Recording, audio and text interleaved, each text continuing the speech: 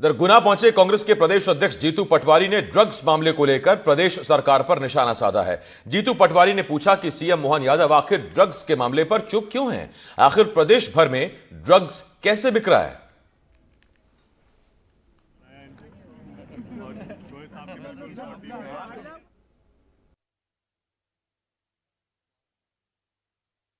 Bharatiya Janata party की 25 साल से सरकार है जी। अगर आकलन किया जाए, सब परिवार के लोग अपने अपने घरों में झांके जिन्होंने उनको वोट दिया जी। क्या आपका बेटा नशा करता है तो 25 साल से दोषी बीजेपी की सरकार है जी। अगर आपके घर में बच्चे को रोजगार नहीं है तो 25 साल से बीजेपी है। अगर मध्य प्रदेश में बेटियों की लाज नहीं बचाई जा रही तो 25 साल से बीजेपी है। और कानून व्यवस्था को लेके भाषण करते हैं मोहन यादव जी, तो अब उनको पता चलना चाहिए इस बात को कि 25 साल से आप ही की पार्टी के तो पाप है जिनको मध्य प्रदेश की जनता भोग रही है।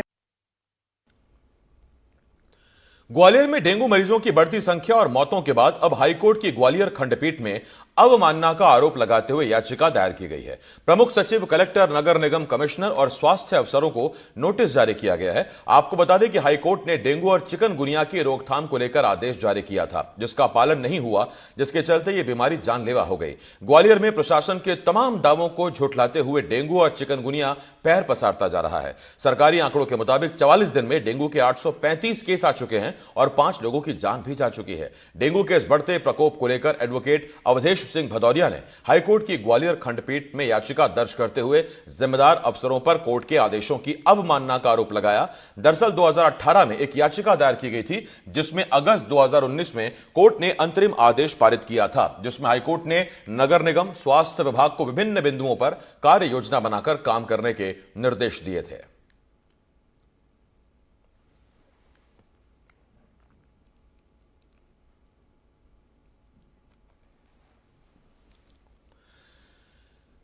एमपी हाईकोर्ट ने 14 साल की दुष्कर्म पीड़ित को गर्भपात की इजाजत दे दी है। कोर्ट ने अपने आदेश में कहा कि गर्भपात की प्रक्रिया के दौरान कुछ जटिलताएं हो सकती हैं, लेकिन 14 साल की इस बच्ची का गर्भ जारी रखना और उसे बच्चे को जन्म देना भी काफी जोखिम भरा साबित हो सकता है।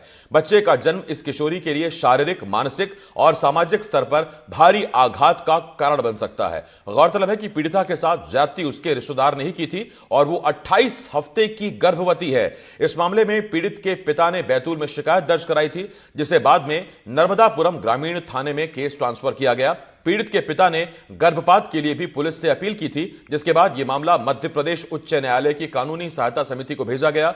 मामले के हाईकोर्ट में आने के बाद कोर्ट ने गांधी मेडिकल कॉलेज भोपाल के डीन को एक विशेषज्ञ डॉक्टर्स की टीम बनाकर रिपोर्ट पेश करने का आदेश दिया। डॉक्टर्स की 8 सदस्यीय विशेषज्ञ टीम के रिपोर्ट में कहा गया कि गर्भ 28 हफ्ते और 6 दिन का है और गर्भपात करना चिकित्सा समाप्ति अधिनियम 1971 का उल्लंघन हो सकता है, जो सामान्य परिस्थितियों में 20 हफ्ते तक और विशेष परिस्थितियों में 24 सप्ताह तक गर्भपात की इजाजत देता है। हालांकि अदालत ने कहा कि पीड़ित के माता पिता नहीं चाहते कि उनकी नाबालिग बेटी किसी बच्चे को जन्म दे। सुप्रीम कोर्ट और हाई कोर्ट के पुराने आदेशों का हवाला देते हुए कोर्ट ने निर्देश दिया कि डॉक्टरों की एक विशेष टीम गठित की जाए, जो गर्भपात की प्रक्रिया को सावधानीपूर्वक अंजाम दे।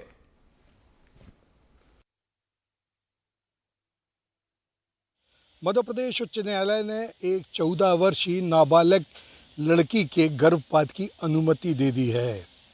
यह अनुमति 28 माह के गर्भ धारण के बाद भी दी है।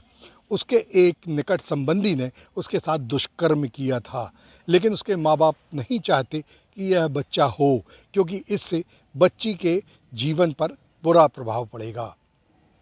उच्च न्यायालय ने इन सभी तर्कों को सुनने के बाद मेडिकल बोर्ड को आदेश दिया है कि उसकी निगरानी में इसका गर्भपात किया जाए।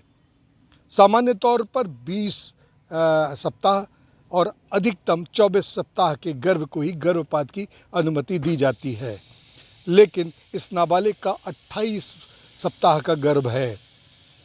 इससे इसकी जान को खतरा भी हो सकता है। लेकिन मध्य प्रदेश उच्च न्यायालय ने अपने ऐतिहासिक निर्णय में कहा कि अगर बच्चे का जन्म होता है, उसके बाद भी उसका जीवन सुरक्षित नहीं रहेगा और उसके जीवन में कई सारी परेशानियां आएंगी। इसलिए माँ बाप की सहमति से यह गर्भपात किया जा सकता है।